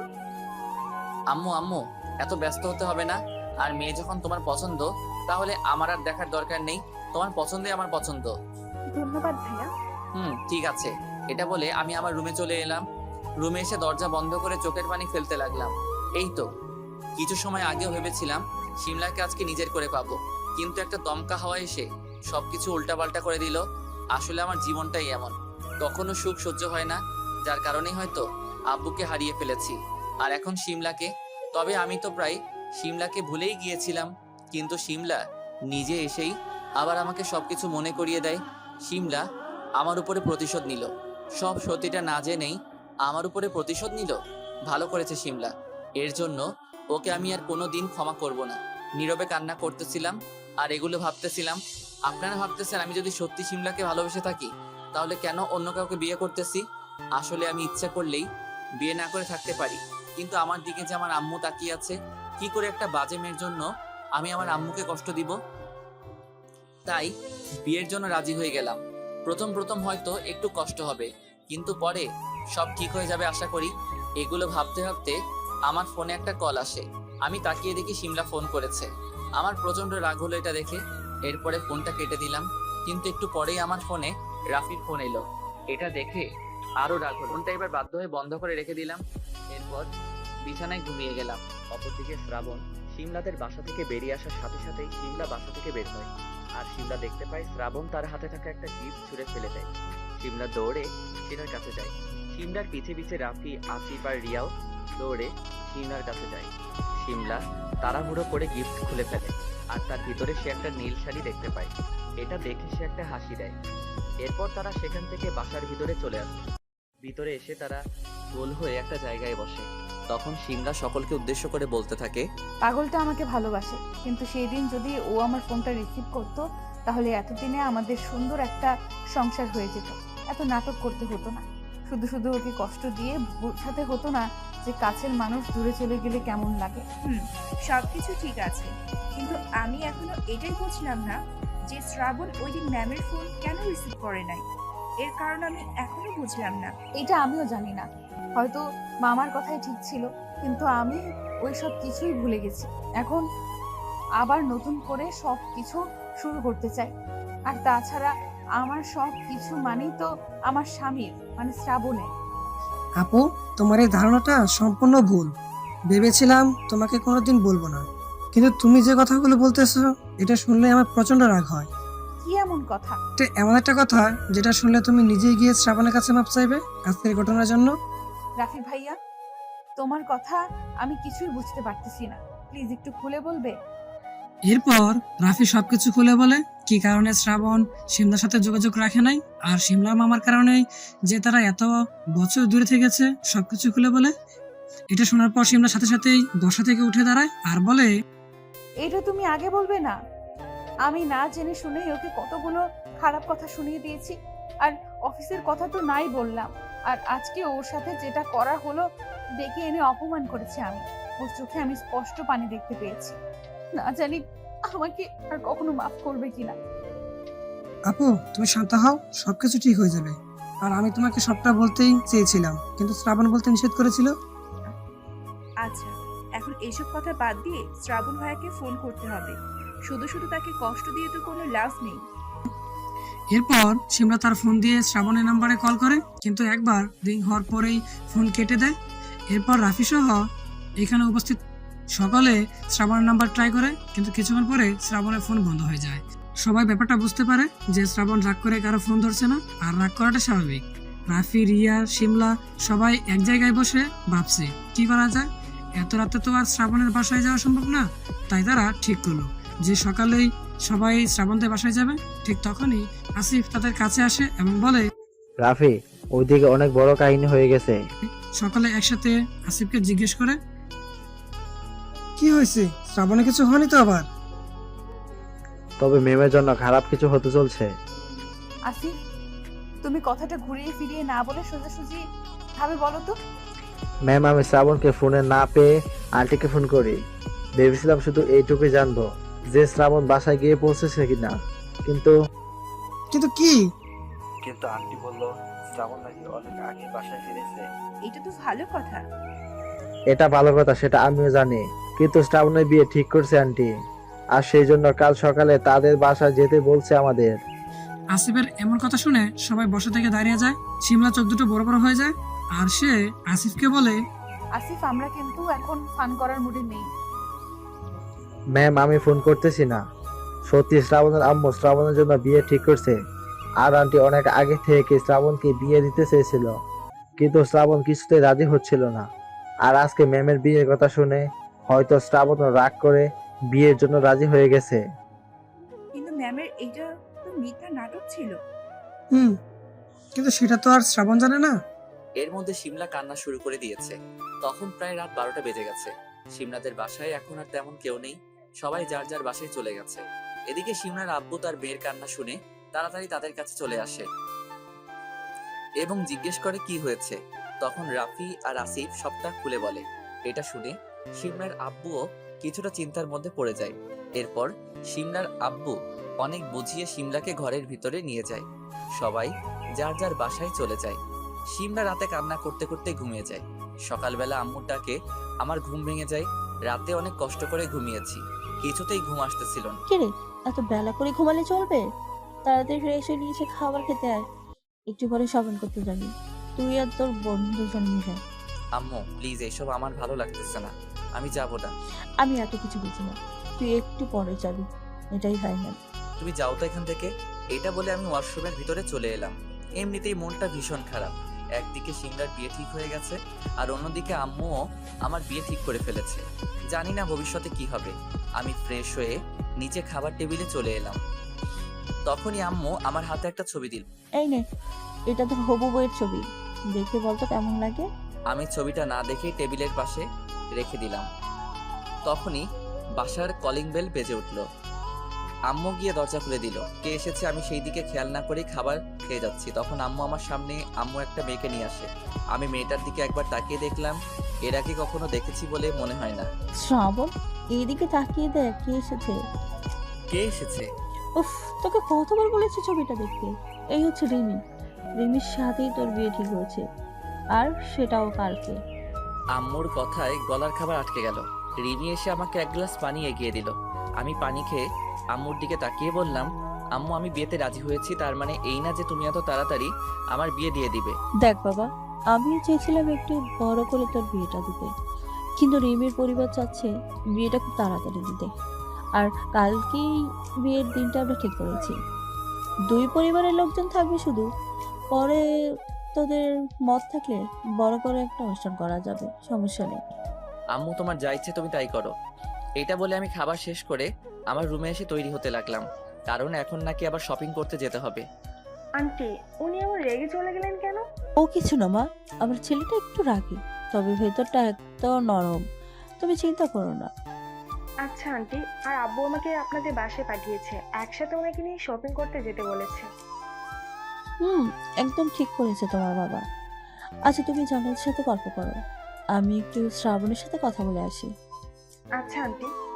আমি রেডি হয়ে রুম থেকে বের হতে যাব। তখনই আম্মু আমার রুমে এলো। আমার হাত ধরে নিয়ে একটা চেয়ারে বসিয়ে বলল, বিয়ে পছন্দ হয়েছে? তোমার পছন্দ হলেই আমার পছন্দ। বিয়েটা কি আমি করতেছি নাকি? আর তোর যদি পছন্দ না হয়ে থাকে তাহলে এখনো সময় আছে, আমাকে বল। আর তা না হলে কিন্তু পরে কিছু বলতে পারবি না। আম্মু আমার কোনো সমস্যা নেই, আমার কোনো সমস্যা থাকতেই পারে না। আমার আর কিছু নেই যে তার জন্য আমার সমস্যা হবে। এই তো আমার শোনা ছিল। তাহলে রিমিকে আর জান্নাতকে নিয়ে তাড়াতাড়ি বেরিয়ে পড়, শপিং করতে আয়। মানে ওই মেয়েটাও যাবে নাকি আমাদের সাথে? এই বিয়ে তো পাই, আস্তে আস্তে বল, নিচে রিমি আছে, শুনতে পাবে। এই তুই আমার দিকে তাকা, ও তোর বউ হতে চলেছে, ও তোর সাথে শপিং করতে গেলে সমস্যা কোথায়? আচ্ছা আচ্ছা চলো। এরপর আমি নিচে চলে এলাম। সেখানে এসে দেখি রিমি আর জান্নাত বসে বসে গল্প করতেছে। আমি তাদের সামনে গিয়ে বললাম, জান্নাত তাড়াতাড়ি আয়। এটা বলে আমি বাইরে চলে এলাম। বাইরে এসে রিক্সা ঠিক করব, তখনই আমার সামনে একটা গাড়ি এসে থামে। আমি ভালো করে তাকিয়ে দেখি এটা তো আদনান স্যারের গাড়ি। স্যার সকাল সকাল আমাদের বাসার সামনে কি করে? আমি মনে মনে ভাবতেছি, তখনই গাড়ি থেকে স্যারের ড্রাইভার বের হয় আর আমার হাতে গাড়ির চাবি দিয়ে বলে, আসসালামু আলাইকুম ভাই, স্যার আপনাকে গাড়িটা দিয়ে যেতে বলেছেন। মানে? সেটা আপনি স্যারকে ফোন করে জিজ্ঞেস করেন। আমি গেলাম, আমাকে আবার স্যারকে নিয়ে অন্য একটা জায়গায় যেতে হবে। এটা বলেই ড্রাইভার কোথায় হাওয়া হয়ে গেল। আমি অবাক হয়ে আদনান স্যারকে ফোন দিলাম। কিছু সময় রিং হওয়ার পরে ফোনটা রিসিভ করলো। হ্যালো স্যার, এগুলোর মানে কি? মানে তুমি তো আর আমাকে আপন ভাবো না, তাই হয়তো তোমার বিয়ের কথাটা আমাকে বললে না, কিন্তু আমি তো আর তোমাকে নিজের ছেলের মতন দেখি, তাই তোমার সুবিধার কথা চিন্তা করে গাড়ি পাঠিয়েছিলাম। আসলে স্যার সবকিছু এত হুট করে হয়ে যাচ্ছে যে আপনাকে বলার সুযোগ হয়ে ওঠেনি। তোমার আম্মু বলছে সবকিছু। এখন আর বেশি কথা না বলে বউকে নিয়ে শপিং করে এসো। এই রোদে রিক্সা করে গেলে অনেক কষ্ট হবে। স্যার এইসবের কোনো দরকার ছিল না, আমরা রিক্সায় যেতে পারতাম। এখন কিন্তু তুমি একা না, সাথে তোমার বউ আছে, তার কথাটাও একটু ভাবো। স্যার আপনি এখনো আগের মতোই আছেন। আমি জানি, আর কথা না বাড়িয়ে কাজে যাও। এরপর স্যার ফোন কেটে দিল। আমি জানি না মানুষটা এত ভালো কেন। আজকে আমার বাবা থাকলে তিনিও হয়তো আমাকে এমনভাবে মিষ্টি শাসন করে আমার প্রতি খেয়াল রাখতো। যাই হোক, আমি ড্রাইভিং সিটে উঠে বসে পড়লাম। রিমি আর জান্নাত এসে গাড়ির সামনে দাঁড়িয়ে থাকে। আমি জান্নাতকে বলি, তাড়াতাড়ি ওঠো। ভাইয়া, কার গাড়ি এটা? আদনান স্যারের। এরপর রিমি আর জান্নাত গাড়ির পিছন সিটে বসে পড়লো, আর আমিও গাড়ি স্টার্ট করে মার্কেটের দিকে যেতে লাগলাম। গাড়ির লুকিং গ্লাসে তাকিয়ে দেখি রিমি মেয়েটা বারবার আমার দিকে তাকাচ্ছে, হয়তো কিছু বলতে চাই, কিন্তু আমি সেদিকে পাত্তা না দিয়ে গাড়ি ড্রাইভ করতে থাকি। গাড়ির লুকিং গ্লাসে তাকিয়ে দেখি রিমি মেয়েটা বারবার আমার দিকে তাকাচ্ছে, হয়তো কিছু বলতে চাই, কিন্তু আমি সেদিকে পাত্তা না দিয়ে গাড়ি ড্রাইভ করতে থাকি। কিছুক্ষণ ড্রাইভ করার পরে গন্তব্যস্থানে চলে এলাম। আমি গাড়িটা পার্কিং করে সকলকে নিয়ে একটা মার্কেটের ভিতরে গেলাম। জান্নাত ওনাকে সাথে নিয়ে সবকিছু সিলেক্ট করে ফেলো। ভাইয়া তুই কোথায় যাবি? তুইও আমাদের সাথে পছন্দ কর। আমার এইসব ভালো লাগে না, তোর যা ইচ্ছে তুই তাই কর, আমি ওই দিকটায় আছি, কোনো সমস্যা হলে আমাকে ডাক দিস। এই বলে আমি রিমি আর জান্নাতের কাছ থেকে দূরে চলে এলাম। মার্কেটের এই সাইডে একটু ভিড় কম, লোকজন নেই বললেই চলে। আমি পকেট থেকে ফোনটা বের করে অন করলাম। ফোন অন করার সাথে সাথেই সিমরার ফোন। আমি শিওর ও আমাকে জ্বালানোর জন্য ফোন করেছে। আমি আর ওর ফাঁদে পা দিয়ে যেচে অপমান হতে চাই না, তাই সিমরার নাম্বার ব্লক করে দিলাম। এরপর আইমানকে ফোন দিলাম। দোস্ত কোথায় তুই? আরে দোস্ত, কোথায় আবার? অফিসে আছি। আলার বুড়ো আজকে একটু বেশি রেগে আছে, মনে হয় বউয়ের সাথে ঝামেলা করে অফিসে এসেছে। ও আচ্ছা, কিন্তু দোস্ত আমি যে একটা বিপদে পড়ে গেছি, এই বিপদ থেকে আর বোধহয় বের হতে পারবো না আমি। কেন, তোর আবার কিসের বিপদ? করিস তো এক্স গার্লফ্রেন্ডের অফিসে চাকরি, আবার শুনলাম সেও নাকি আবার তোর প্রেমে হাবুডুবু খাচ্ছে। কাহিনী কি? এই সব কিছু নাটক ছিল। রাফি এবার চুপ হয়ে গেল। কিছুক্ষণ পরে আমাকে বলল, কি জন্য এমন করলো আর তোর সাথে কি করেছে ও? কারণ বলে নাই, তবে আমি জানি কি কারণে শিমলা আমার সাথে এই নাটক করেছে। কি কারণে? ওই তো আর জানে না আমি কি কারণে ওর থেকে এত বছর দূরে ছিলাম, তাই আজকে সে বেঈমান ভাবে আর আমার উপরে প্রতিশোধ নেওয়ার জন্য হয়তো এমনটা করেছে। আচ্ছা সমস্যা নেই, এই আইমান থাকতে তোর কোনো চিন্তা নেই। আমি বিকালে তোর সাথে দেখা করতেছি, আর আজকে সারা রাত শুধু চিল হবে, কোনো প্যারা নেই। আরে দোস্ত, মেয়ে আইবো আর যাইবো, এইভাবে দেবদাস হওয়ার কোনো মানেই নেই। সেই জন্য এইবার একটা সিদ্ধান্ত নিয়েছি। কি সিদ্ধান্ত? কালকে আনার বিয়ে আম্মুর পছন্দের মেয়ের সাথে। 2 মিনিট নীরবতা পালন করে আইমান বলে উঠল, আমি যদি এখন তোর কাছে থাকতাম তাহলে? তাহলে কি? আরে বেটা, বুকে জড়িয়ে ধরতাম। আলার পুত, তুই এতদিনে একটা সঠিক সিদ্ধান্ত নিয়েছিস। কিন্তু দোস্ত শিমলার বিয়েটাও কালকে। তাতে তোর কি? ওইসব থার্ড ক্লাস মেয়েদের চিন্তা মাথা থেকে জেরে ফেলে দে। কিন্তু দোস্ত আমি জানি শিমলা আমাকে এখনো ভালোবাসে। এই তোর এইসব ডায়লগ বাদ দে, আর শুন, তোকে আমি ভালো একটা উপদেশ দিই। এখন থেকে নতুন ভাবিকে নিয়ে চিন্তা কর, ওইসব শিমলা মাথা থেকে জেরে ফেলে দে। ঠিক বলেছিস। তা আমার ভাবি দেখতে কেমন? একটা ছবি দে তো দেখি। আরে দোস্ত আমি নিজেই তো ভালো করে দেখি নাই, আর সিবি পাবো কই? আব্বে রাখ হারামজাদা, কালকে বিয়ে আর এখনো সে তার বউকে দেখে নাই। আমি একেবারে বিয়ের দিন এসে দেখবো। আর এখন রাখ, হসের ডাক পড়েছে। আচ্ছা। এরপর ফোনটা রেখে দিলাম। ফোনটা কেটে দেওয়ার সাথে সাথে একটা আননোন নাম্বার থেকে কল আসলো। আমি রিসিভ করলাম। হ্যালো, কে বলতেছেন? হ্যালো, কে? আমাকে চিনতে পারতেছো না? আমি মেয়েটির গলার আওয়াজ শুনে টের পেয়ে গেলাম যে এটা শিমলা, তাই রাগী গলায় বললাম, আপনি ফোন দিয়েছেন কেন? সমস্যা নেই, আমি রিজাইন লেটার আপনার অফিসে পাঠিয়ে দিব। আমি আর আপনার অফিসে চাকরি করতে পারবো না। তুমি আমার কথাটা একবার শুনে তারপর যা ইচ্ছে তাই বলো। কি কথা তাড়াতাড়ি বলুন, আমার সময় নেই। আসলে কাল রাতে তুমি যেগুলো দেখেছো সেগুলো সব নাটক ছিল। আমি জানি তো। তুমি যেটা ভাবতেছো তেমন না, আসলে ছেলেটা আমার খালাতো ভাই। ও আচ্ছা তাই? তুমি নিশ্চয়ই শুনেছো কালকে আমারও বিয়ে। তাহলে আমার বিয়ে যার সাথে ঠিক হয়েছে সে আমার ফুফাতো বোন। ওকে, তুমি বিশ্বাস করো, আমি জাস্ট তোমার সাথে। প্লিজ আর কোনো নাটক আমি দেখতে চাই না, আর একবারও আমাকে ফোন দিবে না। এইটা বলে ফোন কেটে দিলাম। এরপর পকেট থেকে একটা সিগারেট বের করে খেতে লাগলাম। তখনই আমার মনে হলো আমার পিছে কেউ দাঁড়িয়ে আছে, তাই আমি পিছে ঘুরলাম। পিছে তাকিয়ে দেখি রিমি মেয়েটা মাথা নিচু করে দাঁড়িয়ে আছে। মনে হয় অনেক সময় ধরে এখানে দাঁড়িয়ে আছে, তাই আমি জিজ্ঞেস করলাম, কিছু বলবেন? জি হ্যাঁ, আপনাকে একটা জরুরি কথা বলার ছিল। তখনই আমার ফোনে আবার শিমলার কল এলো। এইবার আমি রেগে গিয়ে ফোনটা ফেলে দিতে যাব, তখনই আমার মনে হলো আমার সামনে রিমি আছে, তাই আমি নিজের রাগটা কন্ট্রোল করে ফোনটা অফ করে রেখে দিলাম। খুবই আস্তে রিমিকে উদ্দেশ্য করে বললাম, সরি, আপনি কিছু বলতে যাচ্ছিলেন। রিমি এমনিতেই খুব নরম প্রকৃতির মেয়ে, আর সে তার হবু স্বামীকে এইভাবে রেগে যেতে দেখে খুব ভয় পেয়ে যায়। ঠিক যেমন তার বাবা রেগে গেলে যেমন করে, শ্রাবণও তেমন করতেছিল, তাই সে খুব ভয় পেয়ে যায়। আর যে কথাটা বলতে এসেছিল সেটা ভয় বলতে পারে না। রিমিকে এইভাবে চুপ থাকতে দেখে আমি সিগারেটটা ফেলে দিয়ে বললাম, আরে বাবা সরি বললাম তো, কিছু বলবো? না না কিছু না, আমাদের শপিং করা শেষ। আল্লাহ, এই কথাটা বলতে এত সময় লাগে? আচ্ছা চলুন। এরপর আমি শপিং মলের ভিতরে গিয়ে বিল মিটিয়ে বাইরে বের হলাম। জান্নাতের দিকে তাকিয়ে দেখি সে খুব খুশি। এত খুশি আমি ওকে আগে কখনো দেখি নাই, তাই আমিও একটু খুশি হলাম। কিন্তু এই মেয়েটা একদম হাসতেছে না, মনে হয় খুব ভয় পেয়ে আছে। তখন আমারই একটু খারাপ লাগলো, কারণ আমি বোধহয় তার সামনে একটু বেশি রাগ দেখিয়েছি। আমি আর কিছু না ভেবে সবাইকে নিয়ে গাড়িতে উঠলাম। এরপর আপুকে জিজ্ঞেস করলাম, আপু দেখতে দেখতে তো দুপুর হয়ে গেল, এখন তুই কি কিছু খেতে চাস? ভাবি, তোমার ক্ষুধা লাগছে? জান্নাতের ভাবি ডাক শুনে আমি আর রিমি দুজনেই অবাক হই। রিমি একটু লজ্জা পেয়ে বলল, না, আমার ক্ষুধা নেই। তা বললে হবে না ভাইয়া, চল ওইদিকে রেস্টুরেন্টে যাই। আচ্ছা চল। এরপর আমরা তিনজনে মিলে একটা রেস্টুরেন্টে গেলাম। সেখানে গিয়ে কিছু খেয়ে দিয়ে বাসার উদ্দেশ্যে বেরিয়ে পড়লাম। অপরদিকে শিমলা, রাফি, রবি, আসিফ, রিয়া আর শিমলার মামাতো বোন সকলে একত্রে শিমলাদের বাসায় বসে আছে। এখানে উপস্থিত সকলে খুব চিন্তিত, কারণ এখানে উপস্থিত সকলের শ্রাবণের সাথে যোগাযোগ করার চেষ্টা করছে, কিন্তু সকলেই ব্যর্থ। আর এখানে কারো সাহস নেই যে শ্রাবণের আম্মুর কাছে গিয়ে শিমলার কথা বলবে, কারণ শ্রাবণ এমনিতে কোনো বিয়েতে রাজি হচ্ছিল না। তার মা তাকে অনেক কষ্ট করে রাজি করিয়েছে। এখন যদি সেটাও তারা ভেঙে দেয়, তাহলে শ্রাবণের আম্মু নিশ্চয়ই তাদেরকে ভালো চোখে দেখবে না।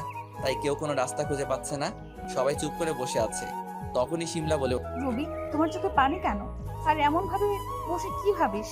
শিমলার কথায় সকলের চোখ রবির দিকে যায়, আর তারা দেখে যে রবির চোখে পানি। আর তখনই রবি চোখের পানি মুছে ফেলে আর বলে, কিছু না, এমনিতেই। না, তোর কিছু তো একটা হয়েছে। আর তাছাড়া কাল রাতেও তোকে দেখি নাই, তুই কোথায় ছিলি?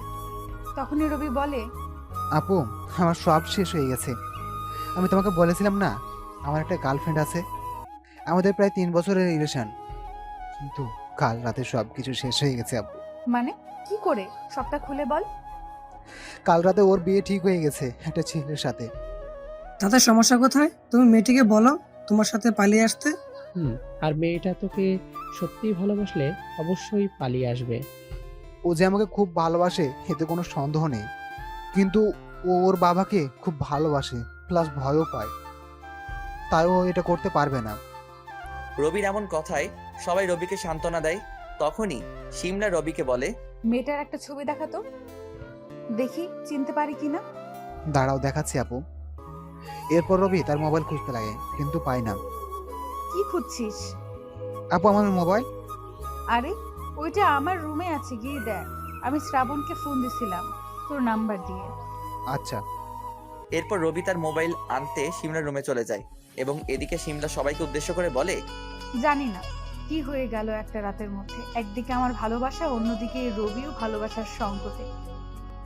যদি এটা একটা বাজে স্বপ্ন হতো তাহলে আমার চেয়ে খুশি আর কেউ হতো না। ঠিক বলেছেন ম্যাম। এর মধ্যে রবি ফোন নিয়ে আসে। সে একটা মেয়ের ছবি বের করে সকলকে দেখায়। ছবিটি দেখে শিমলা বলে, বাহ, মেয়েটা তো খুব সুন্দর, তোর চয়েস আছে, কিন্তু আফসোস। তখনই আসিফ বলে ওঠে, আরে এই মেয়েটার সাথেই তো শ্রাবণের বিয়ে কালকে। আসিফের এমন কথায় সবাই প্রচন্ড অবাক হয়। শিমলা তাড়াতাড়ি রবির হাত থেকে ফোনটা নিয়ে আসিফের সামনে ধরে। কি বলতেছো তুমি এগুলো? ভালো করে দেখে বলো। আমি ভালো করেই দেখছি ম্যাম। এরপর আসিফ তার পকেট থেকে ফোন বের করে একটা মেসেজ দেখিয়ে বলে, এই দেখুন ম্যাম, শ্রাবণ নিজেই আমাকে এই ছবিটা সেন্ড করেছে। এই নাকি আর হবু বউ। কথাটা শুনে রবি আসিফের হাত থেকে ফোনটা নিয়ে ভালো করে দেখতে লাগে, আর অবশেষে ফোনটা ফেরত দিয়ে বসে কান্না করতে লাগে। এখানে কি হচ্ছে আমি কিছুই বুঝতে পারছি না। যেখানে শিমলা আপু রবিকে নিয়ে একটা নাটক সাজিয়েছিল, আর সেখানে উল্টোভাবে শ্রাবণ জিমি এক হয়ে যাচ্ছে আমাদের প্ল্যানের বিপরীত ভাবে। সবকিছু কেমন যেন ঘোলাটে লাগতেছে। এইবার সকলের কাছে ব্যাপারটা ক্লিয়ার হয়েছে। আসলে রিমির বাসা থেকে রিমিকে বিয়ের জন্য চাপ দিচ্ছিল, কিন্তু কোনো এক কারণে ছেলেপক্ষ রাজি ছিল না, আর এই কারণে রিমির বিয়ে আটকে ছিল। আর সেই ছেলেটাই ছিল শ্রাবণ। শ্রাবণ যেহেতু গতকাল রাতে বিয়ের জন্য হ্যাঁ করে দেয়, যার ফলে রিমির বিয়ে ঠিক হয়ে যায়। ছেলে যেহেতু ভালো ছিল, তাই রিমির পরিবার চাচ্ছিল তাড়াতাড়ি বিয়েটা দিয়ে দিতে, আর এই কারণেই কাল শ্রাবণ আর রিমির বিয়ে ঠিক হয়েছে। সবাই মাথা নিচু করে বসে আছে। তখন রাফি বলে উঠল, সবাই চুপ করে আছো কেন? এইভাবে চুপ করে বসে থাকলে কোনো লাভ আছে? আমাদের কিছু একটা করে বিয়েটা আটকাতে হবে। কিন্তু কিভাবে? শ্রাবণ তো শিমলা ম্যামকে ভুল বুঝে বসে আছে। আমার মাথায় একটা প্ল্যান এসেছে। কি প্ল্যান? শ্রাবণের বিয়েটা তো কালকে হবে, তাই না? কালকে। আমার জানা মতে বিয়েটা শুধুমাত্র দুই পরিবারের লোকজন নিয়ে হবে, আর যেখানে বাইরে কোনো লোকজন থাকবে না। এতে আমাদের অনেক ভালো হবে। এতে আমাদের কি? আগে প্ল্যানটা কথা বলি। কাল বিয়ের ঠিক আগ মুহূর্তে শিমলা আপু আর রবি শ্রাবণদের বাসার ভিতরে যাবে, সাথে আমরাও থাকবো, সমস্যা নেই। এরপর শিমলা আপু শ্রাবণের কাছে গিয়ে মাপ চাইবে, দরকার হলে আন্টির কাছে শ্রাবণকে চাইবে। আর শ্রাবণ নিশ্চয়ই ওর মায়ের কথা ফেলবে না, যেহেতু বাসায় তেমন কোনো লোকজন থাকবে না, তাই আমাদের কাজটা আরো সহজ হয়ে যাবে। আমাকে শ্রাবণ মাফ করবে না। আরে আপু, তুমি চিন্তা করো না, আমার বন্ধুকে আমি ভালো করেই চিনি। আচ্ছা, আমি শেষ চেষ্টা করব। দরকার হলে আমি শ্রাবণের পা জড়িয়ে ধরে মাফ চাইব, যাতে ও আমাকে আপন করে নেয়। আর এরপরও কাজ না হলে আমি সুইসাইড করব। ম্যাম, এগুলো কোন ধরনের কথা? আর তাছাড়া রবির দিকে তাকিয়ে দেখেন, বেচারা কত কষ্ট পাচ্ছে। আমার তো বারবার মনে হচ্ছে যে কেউ আমাদের সাথেই আমাদের গেম খেলতেছে। আপু, আমি তোমাকে এসব করতে বারণ করেছিলাম, কিন্তু তুমি শোনো নাই। আমার অনেক বড় একটা ভুল হয়ে গেছে। অনেক হয়েছে, এখন এই সব কিছু বাদ দাও। ম্যাম সেই সকাল থেকে কোনো খাবার খায়নি। চলো সকলে একসাথে দুপুরে খাবার খেয়ে নেই। চলো। এরপর সবাই খাবার খেতে চলে গেল। আমি আমার রুমে বসেছিলাম, তখন আম্মু আমার রুমে এলো। বাবা, তুই কি সত্যি বিয়েটা করার জন্য প্রস্তুত? আম্মু, তোমাকে না বলে আমি অনেক বড় একটা কাজ করে ফেলেছি, আর এতে আমার আর রিমির দুজনেরই ভালো হবে। কি করেছিস? আম্মু, আগে তুমি আমার কথা মন দিয়ে শুনবে, এরপর যা বলার তাই বলবে। আচ্ছা বল। আম্মু, আমি রিমিকে বিয়ে করতে পারবো না, আর রিমিও মন থেকে আমাকে বিয়ে করতে পারবে না। রিমি ওর আব্বুর ভয়ে কাউকে কিছু বলতেছে না। আর তাছাড়া তুমি তো জানো আমি শিমলাকে অনেক আগে থেকে ভালোবাসি, আর একটা ভুল বোঝাবুঝির কারণে আমরা এতদিন দূরে ছিলাম। কালকে আমার কাছে সবটা ক্লিয়ার হয়ে গেছে। তোমাকে বলেছিলাম না আমাদের অফিসের বস একটা মেয়ে, সেই মেয়েটার কেউ নয়, স্বয়ং শিমলা। এরপর আমাদের মধ্যে আবার নতুন করে সবকিছু ঠিক হয়ে যায়। যদি সবকিছু ঠিক হয়ে যায়, তাহলে তুই রিমিকে বিয়ে করতে রাজি হয়েছিলি কেন? আম্মু, আগে তুমি সবটা শুনে নাও। আচ্ছা বল। কিন্তু শিমলা জানে না যে কি কারণে আমি ওকে ছেড়ে চলে এসেছিলাম। তাই এই কারণে শিমলা আমার উপরে প্রতিশোধ নেওয়ার জন্য একটা মিথ্যা নাটক করে, আর এটাকে প্রতিশোধ বললে ভুল হবে। শিমলা মূলত আমাকে বোঝাতে চেয়েছে কেউ কাউকে ছেড়ে চলে গেলে কেমন লাগে। আম্মুকে কালকে রাতে সবকিছু খুলে বলি। তাহলে তুই সিমলার এই প্ল্যানের কথা জানতে পারলি কিভাবে? আমার একটা ফ্রেন্ড রাফি বলেছে, রাফিও ওদের সাথে ছিল। তাহলে তুই তো খুব অন্যায় করেছিস সিমলার সাথে। মেয়েটা তোকে এত ভালোবাসে, আর তুই মেয়েটাকে এইভাবে ঠকাচ্ছিস। আরে আম্মু, তোমার ছেলেকে এমন মনে হয়? তোর প্ল্যান কি একটু খুলে বলবি? আম্মু, এইবার লাইনে এসেছো তুমি। এরপর আমি আম্মুকে একটা প্ল্যানের কথা বললাম। আম্মু আমার প্ল্যান শুনে তো খুব খুশি। এই না হলে আমার ছেলে। আচ্ছা তুই এত বুদ্ধি রাখিস কই? পকেটে আম্মু। আচ্ছা আমি রেখে যাচ্ছি, আর দেখিস এটা করতে গিয়ে আবার হিতে বিপরীত না হয়। আম্মু আমি আছি তো, সমস্যা নেই। তুমি বরং আমার রুমে রিমিকে একটু পাঠিয়ে দাও। আচ্ছা। এরপর আম্মু নিচে চলে যায়। আমি আমার রুমে বসে অপেক্ষা করতে লাগি। কিছুক্ষণ পরে রিমির গলার আওয়াজ পাই। ভিতরে আসবো? আল্লাহ, এটা কি ধরনের মেয়ে রে বাবা, একদম বোকা। আসুন। এরপর রিমি আমার সামনে এসে দাঁড়িয়ে রইল মাথা নিচু করে। আমি একটু মজা নেওয়ার জন্য গম্ভীর গলায় জিজ্ঞেস করলাম, আপনি কি এই বিয়েতে রাজি, নাকি বয়ফ্রেন্ড আছে আবার? আমার এমন কথাই রিমি আমার দিকে চোখ দুটো বড় বড় করে তাকায়, আর কিছুক্ষণ পরে বলে, না না, বিশ্বাস করেন আমার কোনো বয়ফ্রেন্ড নেই। প্লিজ বিয়েটা ক্যান্সেল করবেন না, আব্বু অনেক রাগ করবে তাহলে। আমি রিমির এমন কথায় না হেসে পারলাম না, তাই জোরে জোরে হাসতে লাগলাম। আমার হাসি দেখে রিমি মেয়েটা আরো ভয় পেয়ে গেল। তাই আমি একটা চেয়ার এনে রিমিকে বসিয়ে দিলাম আর বললাম, চিন্তার কোনো কারণ নেই, আমি সবটাই জানি। আপনি রবিকে ভালোবাসেন আর রবিকে বিয়ে করতে চান। আমার কথায় রিমি অনেক ভয় পায় আর চোখ বড় বড় করে আমার দিকে তাকায়। এরপর আমি আমার মোবাইলে একটা ছবি বের করে রিমির সামনে দেখাই, এই হচ্ছে শিমলা। আমি শিমলাকে ভালোবাসি আর ওকেই বিয়ে করতে চাই। সবকিছুই ঠিক যাচ্ছিল, কিন্তু শিমলা মেয়েটা আমার সাথে মজা করার জন্য আপনার বয়ফ্রেন্ড রবির সাহায্যে আমার চোখের পানি ঝরায়। এরপর কালকের রাতের ঘটনা সব খুলে বলি রিমিকে। ভাই আপনার সাথে খুব অন্যায় হয়েছে। এ কি, তুমি দেখি ভালো করে কথাও বলতে পারো। আমি তো ভেবেছিলাম তুমি ভালো করে কথা বলতে পারো না। মেয়েটা আমার থেকে ছোট, তাই তুমি করে বললাম। ভাইয়া আমি এমনই একটু বোকা টাইপের। আরে কে বলেছে তুমি বোকা? শিমলার সাথে দেখা না হলে আমি শিওর তোমাকেই বিয়ে করতাম, সে তোমার 100টা বয়ফ্রেন্ড থাকলেও। আমার এমন কথাই রিমি আমার দিকে রাগী ভাবে তাকায়। আরে মজা করতেছিলাম। আর এই যে আমি বিয়ের জন্য তোমাকে সিলেকশন করি, এর পিছনে একটা কারণ আছে। কি কারণ ভাইয়া? রবি আর শিমলা দুইজন প্ল্যান করে আমাকে কষ্ট দিয়েছে, আর আমি এইটা এক বন্ধুর সাহায্যে জানতে পেরেছি। তাই ওই রাতেই সব খোঁজ খবর নিয়ে জানতে পারি যে রবির গার্লফ্রেন্ড তুমি। তাই আমি রবি আর শিমলাকে মজা দেখানোর জন্য তোমার আর আমার বিয়েতে রাজি হয়ে যাই। ভাইয়া এত বড় ধোঁকা? ওরা দুইজন যেমন করেছে তেমন আমিও করেছি। কেমন হয়েছে? ভালো, কিন্তু ভাইয়া আপনি তো শিমলাপুকে বিয়ে করে নেবেন, কিন্তু আমার কি হবে? আব্বু নিশ্চয়ই অন্য কোনো ছেলের সাথে আমার বিয়ে দিয়ে দিবে। তোমার জন্যই তো এত বড় প্ল্যান করা। আমার আর সিমরার বিয়ের পাশাপাশি তোমার আর রবির বিয়েটাও হবে, যদি তুমি আমার কথা মতো কাজ করো। প্লিজ ভাইয়া, আমি তোমার মতো কাজ করব, কিন্তু প্লিজ ভাইয়া আমাকে রবির সাথে মিলাই দেন। আচ্ছা শোনো তাহলে। এরপর আমি রিমিকে একটা প্ল্যানের কথা বললাম। রিমি প্ল্যানের কথা শুনে বলল, আমার একটু ভয় করবে, কিন্তু রবির জন্য আমি এটা করতেই পারি। গুড। আর শোনো, রবি বা সিমলা কেউ যেন জানতে না পারে আমাদের প্ল্যানের কথা। ওদের উচিত শিক্ষা দিব ভালোবাসা নিয়ে নাটক করার জন্য। আচ্ছা ভাইয়া, আজকে আসি, বাসায় যেতে হবে। আচ্ছা। এরপর রিমি চলে গেল আর আমি শান্তিতে বিছানায় শুয়ে পড়লাম। তখনই রাফির ফোন। বলো। ভাই আমি যে এসব কিছুর পিছনে, প্লিজ কাউকে বলবি না কিন্তু, তাহলে কালকে আমাকে শিওর হাসপাতালে যেতে হবে। আচ্ছা সমস্যা নেই, কাউকে বলবো না। তুই না আমার ছোটবেলার বন্ধু। এই রাখি, শিমলাপু আসতেছে। আচ্ছা রাখ খালা। আমি হেসে ফোনটা কেটে দিলাম। আপনাদেরকে আগে থেকেই বলে রাখি, রিমির পরিবারে অনেক সমস্যা আছে, যার কারণে রিমি এত ভয় পায় তার বাবাকে। আর এই পারিবারিক সমস্যার কারণেই আমাদের বাসায় বসে বিয়েটা হবে। যেহেতু অল্প লোকজন, তাই কোনো সমস্যা হবে না। এরপর আমি শান্তিতে ঘুমিয়ে পড়লাম। আজকে বিকালে রাতে সিমলা অনেকবার আমাকে ফোন দিয়েছে, কিন্তু আমি বেশি কথা শুনিয়ে দিয়েছি। সিমলা যে রাগী জানি না, সবকিছু জানার পরে বাসরাতে আমাকে ওর কাছে যেতে দেয় কিনা। এইভাবে দেখতে দেখতে আজকের দিনটা কেটে গেল। আজকে সকাল 10টায় সময় রিমিদের আমার বাসায় আসার কথা। ঠিক এইভাবে দেখতে দেখতে আজকের দিনটা কেটে গেল। আজকে সকাল 10টার সময় রিমিদের আমাদের বাসায় আসার কথা। আমি আমার রুমে বসেছিলাম, তখনই আম্মু আমার রুমে এলো।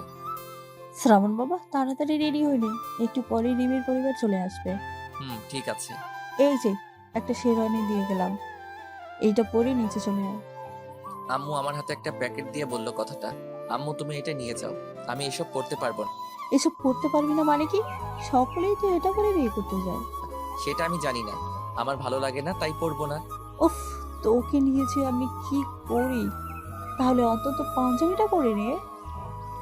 এইটা তোমার বলা দরকার ছিল না, আমি এমনিতেই পাঞ্জাবি পরতাম। তখনই জান্নাত নিচ থেকে আম্মুকে ডাক দিয়ে বলল, রিমির ফ্যামিলি নাকি চলে এসেছে। আমি নিচে যাচ্ছি, তুই তাড়াতাড়ি রেডি হয়ে চলে আয়। আর জানি না আজকে আমার জন্য কি অপেক্ষা করতেছে। তুই যে কি একটা প্ল্যান বানিয়েছিস আল্লাহই জানে। কোনো সমস্যা হবে না আম্মু, তুমি নিচে যাও তো। এরপর আম্মু নিচে চলে গেল আর আমি তাড়াতাড়ি রেডি হয়ে নিলাম। আসলে আমি আর সিমলা অনেক আগেই প্ল্যান করেছিলাম যে আমাদের যখন বিয়ে হবে তখন আমি নীল একটা পাঞ্জাবি আর সিমলা নীল একটা শাড়ি পরে আসবে, আর এইভাবেই আমরা বিয়ে করব। তাই আম্মুর আনা শেরওয়ানিটা আর পরলাম না। এরপর আমি রাফিকে ফোন দিলাম, কই তোরা? এই তো ভাই, আমরা গাড়িতে প্রায় চলে এসেছি। বুঝলাম, কিন্তু তুই এমন ফিস ফিস করে কথা বলতেছিস কেন? আরে ভাই, পাশে শিমলা আছে, যদি বোঝা যায় তোর সাথে কথা বলতেছি তাহলে সন্দেহ করবে। রাখ তাহলে। এরপর ফোনটা রেখে নিচে চলে গেলাম। সেখানে গিয়ে তো আমি একটু ঘাবড়ে গেলাম, কারণ নিচে অনেক লোক আছে। আমি কাউকে ভালো চিনি না, তবে আনুমানিক রিমির আব্বু, চাচা, চাচি আর 3জন লোক আছে, তাদেরকে চিনি না। আমি সকলের সামনে গিয়ে সালাম দিয়ে আমার জায়গায় বসে পড়লাম। পিছে তাকিয়ে দেখি আয়মান আছে। ব্যাটা আমাকে দেখে মিটমিট করে হাসতেছে, মজা নিচ্ছে আমাকে দেখে। রিমির দিকে তাকিয়ে দেখি সে একদম ভয়ে ঘাবড়ে আছে। দেখে তো আমারই মায়া লাগতেছে, প্লাস হাসিও পাচ্ছে। তখনই রিমির আব্বু সামান্য কিছু কথা বলে বিয়ের কাজ আরম্ভ করতে বলল। তখনই কাজী সাহেব বিয়ের কাজ শুরু করে দিল। হায় আল্লাহ, একটু এলোমেলো হয়ে গেলে সবকিছু ভেস্তে যাবে। কাজী সাহেব এক পর্যায়ে আমাকে কবুল বলতে বলল। আমি কবুল বলতে যাব, তখনই বাইরে গাড়ির আওয়াজ পেলাম। বুঝে গেলাম যে সিমলা চলে এসেছে, তাই একটু লেট করতে লাগলাম। কিছু সময়ের মধ্যে সিমলা আমাদের বাসার ভিতরে চলে এলো। আমি দরজার দিকে তাকিয়ে দেখি সিমলা, রাফি, রবি, আসিফ, রিয়া। এদেরকে দেখে সবাই অবাক হলেও আমি আর আইমান একটু অবাক হলাম না। একসাথে এতগুলো লোকজনকে দেখে রিমির বাবা বলে উঠল, তোমরা কারা? আর হুট করে এইভাবে ভেতরে চলে এলে কেন? কিন্তু সিমলা এর কোনো উত্তর না দিয়ে আমার সামনে চলে এলো। এবার সিমলা আমার সামনে দাঁড়িয়ে বলতে লাগলো, আমি জীবনে অনেক কিছু পেয়েছি, আবার অনেক কিছু হারিয়েছি, কিন্তু কখনো কোনো কিছু হারিয়ে তার জন্য একটুও আফসোস করি নাই। তবে শুধু মাত্র একটা জিনিস হারানোর জন্য আমার জীবনটা পুরো উল্টাপাল্টা হয়ে গিয়েছিল। এমনকি আমি মৃত্যুর পথ পর্যন্ত বেছে নিয়েছিলাম, কিন্তু আব্বু আম্মুর কারণে সেখান থেকে বেঁচে ফিরেছিলাম। এরপর আব্বু আমাকে আবার বাঁচতে শেখায়। আমি আস্তে আস্তে আবার আগের মতো হয়ে উঠি, কিন্তু আড়ালে আমি সেই আগের মতোই ছিলাম, শুধুমাত্র বাবা মায়ের জন্য একটু হাসি খুশি থাকতাম। আর যে জিনিসটা বা যাকে হারানোর জন্য আমার জীবনটা পুরো উল্টাপাল্টা হয়ে গেছে, তাকে আমি অনেক জায়গায় খুঁজতে লাগলাম। তো এইভাবে কয়েক বছর কেটে যায়। হঠাৎ একদিন আমি আমার নতুন অফিসে জয়েন করার পরে আবার আমার সেই মানুষটিকে খুঁজে পাই। বিশ্বাস করো, আমি মনে মনে এতটা খুশি হয়েছিলাম যে বলে বোঝাতে পারবো না। কিন্তু পরক্ষণেই আবার কোনো কিছুর কারণে একটু অভিমান ভার করে আমার মনে। তো এরপর থেকে শুরু হলো আমার জীবনের নতুন একটা অধ্যায়। তাকে রোজ কষ্ট প্লাস শাস্তি দিয়ে আমার দিন কাটতে লাগলো। তাকে কষ্ট দিয়ে যে আমি প্রচুর ভালো ছিলাম তা কিন্তু নয়, আমিও প্রচুর কষ্ট পেতাম মনে মনে। এরপর দেখতে দেখতে কিছুদিন কেটে গেল। আমি আমার আব্বুকে সব কিছু খুলে বললাম। আব্বু আমাকে একটা প্ল্যানের কথা বললো এবং আমিও আব্বুর প্ল্যানে রাজি হয়ে যাই। প্ল্যানটা ছিল এমন যে আমি আমার মিথ্যে বিয়ের কথা বলে তাকে শেষবারের মতো কষ্ট দিয়ে আপন করে নেব। কিন্তু আফসোস, সে এটাকে সত্যি ভেবে নেয় এবং সেও অন্য কাউকে বিয়ে করার জন্য রাজি হয়ে যায়। এইটা বলে সিমলা চুপ হয়ে গেল, আর এখানে উপস্থিত সকলেও চুপ করে আছে, বোঝার চেষ্টা করতেছে কি হচ্ছে এখানে। আমি সিমলার দিকে তাকিয়ে আছি, ওর চোখে পানি জমে আছে। আমার একটু খারাপ লাগলো, তবু কিছু বললাম না। সিমলার এমন কথা শুনে সকলে একটু অবাক হয়েছে, কিন্তু পরে কি হলো এটা জানার জন্য সকলে আগ্রহী। তাই সকলের মধ্যে থেকে রিমির বাবা বলল, এরপর কি হলো? তুমি তোমার মানুষটিকে চিরকালের জন্য হারিয়ে ফেললে?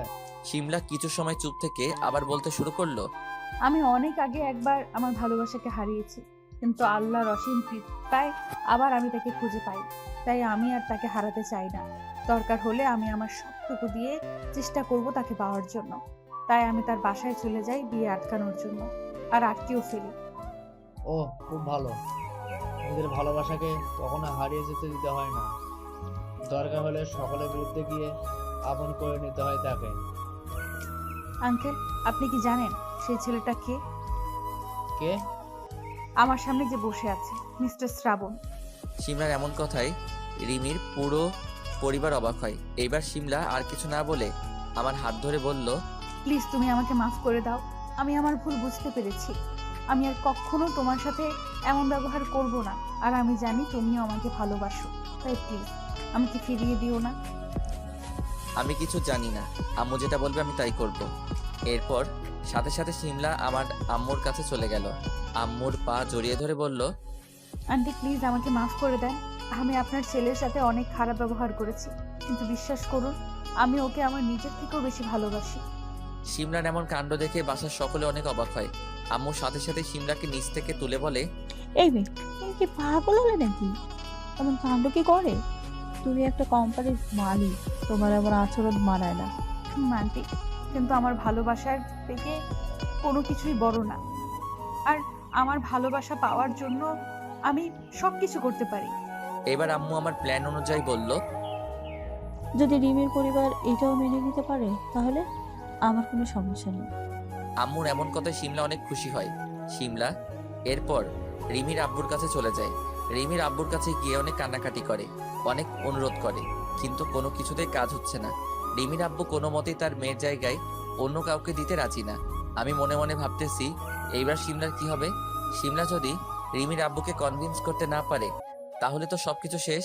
তখনই সিমলা বলল, আঙ্কেল, আমি আপনাকে অনেকভাবে অনুরোধ করলাম, কিন্তু কোনো কিছুতেই আপনি রাজি নন। আর সবচেয়ে বড় কথা, আপনিই তো বলেছিলেন যে ভালোবাসা পাওয়ার জন্য সবটুকু দিয়ে চেষ্টা করতে, আর এখন আপনি এটা বলতেছেন। এটা বলার পরেও রিমির আব্বু কিছু বলল না। তাই সিমলা আর কোনো কিছু না বলে আমাদের বাসার বাইরে চলে গেল। সবাই অবাক হয়ে আছে, আসলে মেয়েটা কি করতে চাচ্ছে। পুরো বাসা স্তব্ধ হয়ে আছে, কেউ কোনো কথা বলতেছে না। প্রায় 2 মিনিট পরে সিমলা তার হাতে করে একটা ছুরি আর একটা খাতা নিয়ে এসেছে। কেউ কিছু বুঝতেছে না আসলে সিমলা কি করতে চাচ্ছে। তখনই সিমলা তার গলায় ছুরি ধরে বলল, রাফি ভাইয়া, তুমি খাতায় একটা সুইসাইড নোট লেখো। পুলিশ আসলে এটা তাদের কাছে দিয়ে দেবে। খাতায় লিখবে যে আমি মরতে চাই না, কিন্তু আমাকে সুইসাইড করতে বাধ্য করেছে এই লোকটা। রিমির আব্বুকে দেখিয়ে সকলের নাম উল্লেখ করে দিও, যাতে সবগুলোর পুলিশে ধরে। এইবার এখানে উপস্থিত সকলে বিষয়টি বুঝতে পারে যে সিমলা কি করতে চাইতেছে। তাই রমির আব্বু সাথে সাথে সিমলার কাছে চলে যায় আর বলে, এই মেয়ে থামো থামো, এটা তুমি কি করতে চাইতেছো? তোমার মৃত্যুর ভয় নেই? ওই যে আগেই বলেছিলাম আমার মৃত্যুর ভয় নেই। আগে একটা বার চেষ্টা করেছিলাম, আমি মারা গেলে আপনাদেরকে নিয়ে মরব। আগে বলেছি রিমির পরিবারে অনেক সমস্যা আছে, আর রিমির আব্বু অনেক ঝামেলায় আছে, আর এখন যদি তার উপরে পুলিশ কেস হয় তাহলে আর বের হতে পারবে না এর ভিতর থেকে। তাই রিমির বাবা কিছু সময় ভেবে বলে, আচ্ছা সমস্যা নেই, তুমি শ্রাবণকে বিয়ে করো। এই কথা শুনে বাসার সকলে প্রায় অনেক খুশি হয়ে যায়, শুধু রবি আর রিমি বাদে। তখনই রিমির আব্বু বলে ওঠে, কিন্তু আমার মেয়ের কি হবে? আঙ্কেল, আপনি কিছু মনে না করলে একটা কথা বলি। বলো। আমার জানা একটা ভালো ছেলে আছে, ছেলেটা খুব ভালো। আপনি বরং তার সাথে রিমির বিয়ে দিয়ে দিন, রিমি খুব ভালো থাকবে। যখন এই মুহূর্ত তাকে পাবে কোথায়? আর আজকে আমার মেয়ের বিয়ে দিতে না পারলে আমার মান সম্মানের সব শেষ হয়ে যাবে। আঙ্কেল, চিন্তা করতে হবে না, ছেলে এখানে আছে, আর আশা করি ছেলেকে আপনারও পছন্দ হবে। ছেলের নাম কি আর কি করে? ছেলের নাম রবি, এখনো পড়াশোনা করতেছে, 2 বছরের মধ্যে চাকরি পেয়ে যাবে ইনশাল্লাহ। রিমির বাবা কিছু সময় ভেবে এই বিয়েতে রাজি হয়ে গেল, আর আমার প্ল্যান অনুযায়ী সবকিছু হয়ে গেল। সকাল 11টার মধ্যে এক বাসায় বসে 2টা বিয়ে সম্পূর্ণ হয়ে গেল। আমার থেকে সিমলা অনেক হ্যাপি, কারণ সিমলা তো ভেবেই নিয়েছিল যে আমাকে হারিয়ে ফেলেছে সে, আর আমি তো আগে থেকে সবকিছু প্ল্যান করে রেখেছিলাম। অপরদিকে রিমি আর রবি তো মহা খুশি। দুপুরে সকলে মিলে একসাথে খাবার খেতে বসলাম। তখন হঠাৎ করেই রিমির বাবা বলে উঠল, ধন্যবাদ শ্রাবণ, তোমার এখানে এসেই আজকে এত কিছু হয়ে গেল। সত্যি বলতে আমি আমার মেয়েকে এর আগে কখনো এত খুশি দেখিনি। আঙ্কেল, আপনি হয়তো আপনার মেয়েকে কখনো ভালো করে সময় দেন, যার কারণে আপনার কাছে এমন মনে হচ্ছে। একটু সময় দিতে শিখুন, দেখবেন সবকিছু বদলে যাবে। ঠিক বলেছ। সকলের সাথে আর কিছু কথা বলে খাবার টেবিল থেকে উঠে নিজের রুমে চলে গেলাম। সেখানে গিয়ে দেখি সিমলা আমার টেবিল গোছাচ্ছে। আমি মনে মনে বললাম, ওয়াও, বেশ ভালো তো, এরপর থেকে আর নিজের কোনো কিছু করা লাগবে না। আমি এগুলো ভাবতে ভাবতে মোবাইলটা হাতে নিয়ে রুম থেকে বের হতে যাব, তখনই সিমলা বলল, কোথায় যাচ্ছ এই দুপুর বেলায়? এই সেমনি, তোরে বলতে যাব কেন? এইটা বলে রুম থেকে বেরিয়ে এলাম। আর এদিকে সিমলা আমার মুখে এমন কথা শুনে তো প্রচুর অবাক, আবার নিজেই নিজেকে বলল, সাহেব মনে হয় আমার উপরে এখনো রেগে আছে, তাই এমন করতেছে। আসুক আজকে রাতে, জোর করে যেমন বিয়েটা করেছি ঠিক তেমনি জোর করে ভালোবাসাও আদায় করে নিব। ও এদিকে আমি নিচে এসে সকলকে বাসায় পৌঁছে দিতে গেলাম। একে একে সবাইকে বাসায় পৌঁছে দিলাম, আর এগুলো করতে করতে সন্ধ্যা হয়ে গেল। সব কাজ শেষ করে আমি বন্ধুদের কাছে গেলাম। সেখানে গিয়ে আরেক মহাবিপদ, হারামিগুলোরে ট্রিট দিতে গিয়ে আমি ভিখারি হয়ে গিয়েছি একদম। বন্ধুদের সাথে আড্ডা দিতে দিতে অনেক রাত হয়ে গেল। সিমলা অনেকবার ফোন দিয়েছিল, কিন্তু আমি ধরি নাই, একটু মজা নিচ্ছি আর কি। আম্মুকে ফোন দিয়ে জানিয়ে দিয়েছি যে রাতে বাসায় খাবার খাবো না। অবশেষে রাত 11টার দিকে বাসায় গেলাম। কলিং বেল বাজাতেই আপু এসে দরজা খুলে দিল। ভাইয়া, তোর কোনো কাণ্ডজ্ঞান আছে? ভাবি সেই কখন থেকে বসে আছে তোর জন্য। এই পাকা বুড়ি, এত কথা না বলে বই পড় গিয়ে, না হলে তোকেও বিয়ে দিয়ে তাড়িয়ে দিব কিন্তু। ভাইয়া! আমি এক দৌড়ে আমার রুমে চলে এলাম, কিন্তু আমার রুমে এসে তো আমি প্রচন্ড অবাক হলাম। আমার রুমে এটা কে? মানুষ এত সুন্দর হয় কি করে?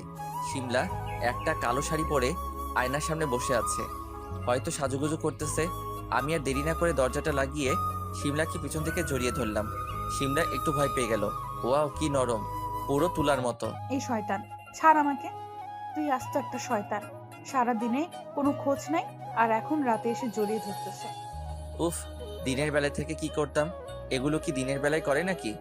ছি ছি ছি, তোমার মুখে কি কিছুই আটকায় না? নিজের বউয়ের কাছে আবার কিসের লজ্জা?